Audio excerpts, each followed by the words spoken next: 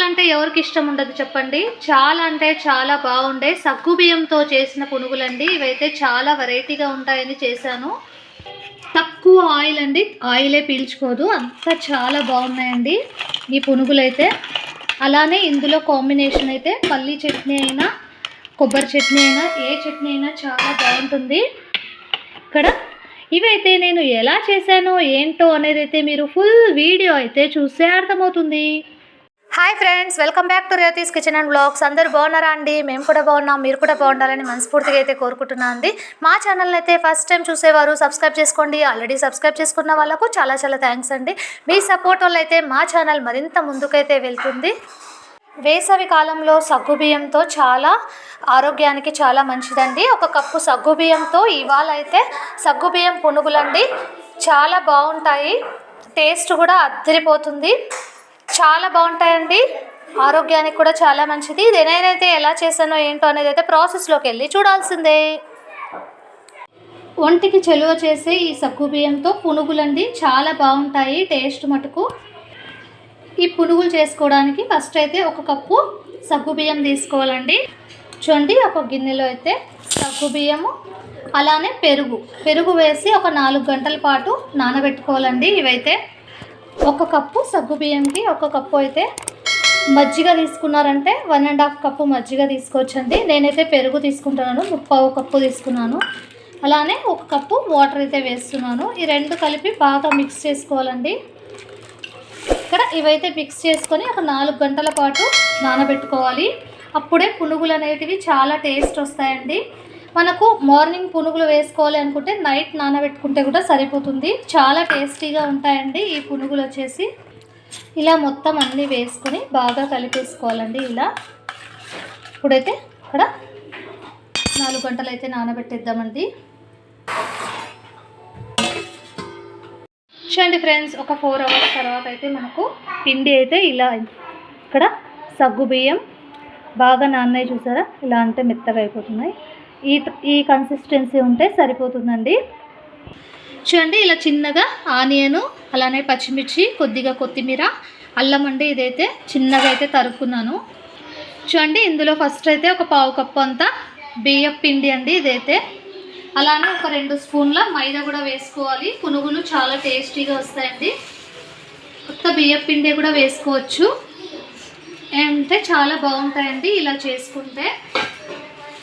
ఒక 2 స్పూన్లంతా మైదా కూడా వేస్తున్నాను.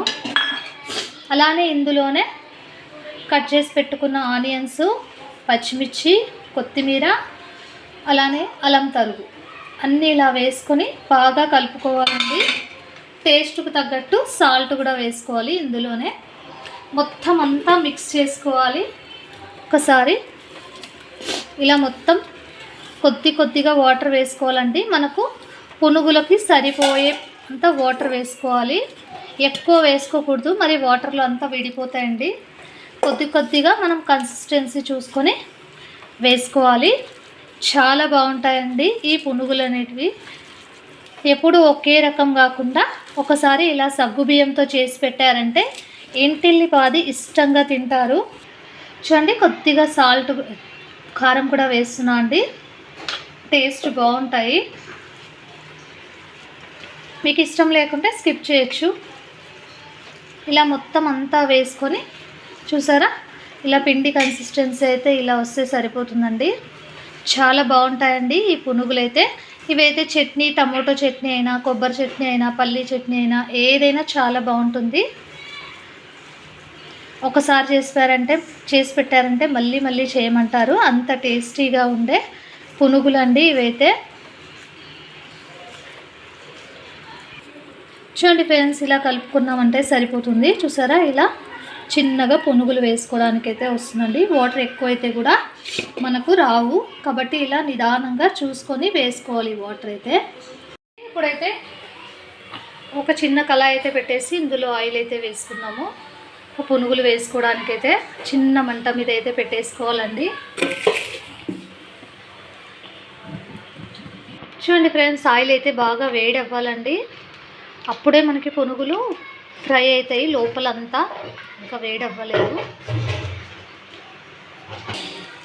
చూడండి, ఇప్పుడైతే బాగా వేడైంది ఆయిల్ అయితే ఇలా చిన్నగా వేసుకోవడమే. బయట రోడ్ మీద ఉండే పునుగులు తినడం కంటే ఇలా ఇంట్లోనే హెల్తీగా చేసుకొని తినడం చాలా ఉత్తమం అండి. ఇక్కడ ఏం ఆయిల్ వాడతారో మనకు తెలియదు కదా. ఇక్కడ ఇంట్లోనే అయితే మనం హెల్తీగా పిల్లలు పెద్దలు అందరికీ చేసి పెట్టచ్చు. ఒకసారి చేశారంటే మళ్ళీ మళ్ళీ చేయమంటారండి. అంత టేస్టీగా ఉండే సగ్గుబియ్యంతో చేసిన పునుగులండి. మా ఛానల్లో already different types of recipes ఉన్నాయి, చూసి అయితే సపోర్ట్ అయితే చేయండి ఫ్రెండ్స్. సగ్గుబియ్యంతో పొంగనాలు, సగ్గుబియ్యంతో వడలు, ఇలా చాలా రకాలైతే చేసామండి. చూసి అయితే మాకు సపోర్ట్ అయితే చేయండి ఫ్రెండ్స్. మీరు చూడడం వల్ల మా ఛానల్ అయితే మరింత ముందుకైతే వెళ్తుంది. చూడండి, ఈ పునుగులు అయితే బాగా ఫ్రై కావాలండి. కలర్ చేంజ్ అయ్యే వరకు అయితే మనం ఈ పునుగుల్ని ఇలా ఫ్రై చేసుకోవాలి. చూడండి ఫ్రెండ్స్, ఇలా కలర్ మారే వరకు అయితే మనము ఫ్రై చేసుకోవాలండి. చాలా అంటే చాలా బాగుంటాయండి. ఒకసారి చేశారంటే మళ్ళీ మళ్ళీ తినాలనిపిస్తుంది. చూసారా, రౌండ్గా చాలా బాగా వచ్చాయండి. ఇప్పుడైతే ఒక ప్లేట్లో వేసేసుకున్నాము. ఇలా మొత్తం అన్నీ తీసేసుకొని ప్లేట్లో వేసుకుంటే వేడి వేడిగా చేసుకునే పునుగులు అయితే రెడీ. సగ్గుబియ్యంతో పునుగులండి ఇవైతే. చూడండి ఫ్రెండ్స్, వేడి వేడిగా ఇలా పునుగులు అయితే రెడీ అయిపోయాయండి. మిగతావి కూడా ఇలానే వేసుకోవాలండి. చిన్న మంట పెట్టేసుకొని ఇలా చిన్నగా వేసుకోవడం. ఈజీగా సింపుల్గా ఇంట్లోనే చేసి పెట్టచ్చండి. ఎప్పుడైనా ఈవినింగ్ టైం పిల్లలు అడిగినప్పుడు అప్పటికప్పుడు ఇన్స్టెంట్గా చేసి ఇవ్వచ్చు. ఇక్కడ ఈ సగ్గుబియ్యం ఒకటే మనం నానబెట్టుకుంటే సరిపోతుందండి. ఎప్పుడు బజ్జీలు, వడలు, మినపవడలు అలా కాకుండా ఇలా కొత్తగా పునుగులు చేశారంటే చాలా బాగుంటాయండి. వేడి వేడిగా పునుగులు అయితే రెడీ అయ్యాయండి. ఇప్పుడైతే ఒక ప్లేట్లో అయితే సర్వ్ చేసేసుకుందాము. చూడండి, ఆయిల్ కూడా తక్కువ పట్టుకుంటుంది, అంత పట్టుకోదండి. ఇక్కడ మొత్తం బియ్యం పిండితో కాకుండా ఇలా కొద్దిగా మైదా అన్నీ వేస్తారంటే చాలా బాగుంటాయండి. క్రిస్పీగాను లోపల అంతా సాఫ్ట్గాను చాలా బాగా వచ్చాయండి. ఇక్కడ చట్నీ అయితే వేసుకున్నాము. ఇలా పల్లీ చట్నీ అయినా కొబ్బరి చట్నీ అయినా ఏదైనా చాలా బాగుంటాయి. ఇంకా పిల్లలు ఇష్టంగా తింటారంటే మనం సాస్లో కూడా ఇవ్వచ్చు, చాలా బాగుంటాయి. చూసారా, చాలా క్రిస్పీగాను లోపలంతా సాఫ్ట్గాను చాలా బాగా వచ్చాయండి. పునుగులు మాత్రం సూపర్గా ఉన్నాయండి. ఈ వీడియో కనుక మీకు నచ్చినట్టయితే లైక్ చేయండి, షేర్ చేయండి, సబ్స్క్రైబ్ చేసుకోండి, పక్కన బెల్ ఐకాన్ నొక్కండి. మేము చేసే ప్రతి రెసిపీ అండ్ బ్లాగ్ మీకే ముందుగా నోటిఫికేషన్స్ అయితే వస్తాయండి. మరిన్ని వీడియోస్తో మీ ముందుకు వచ్చేద్దాం. Bye friends, thanks for watching.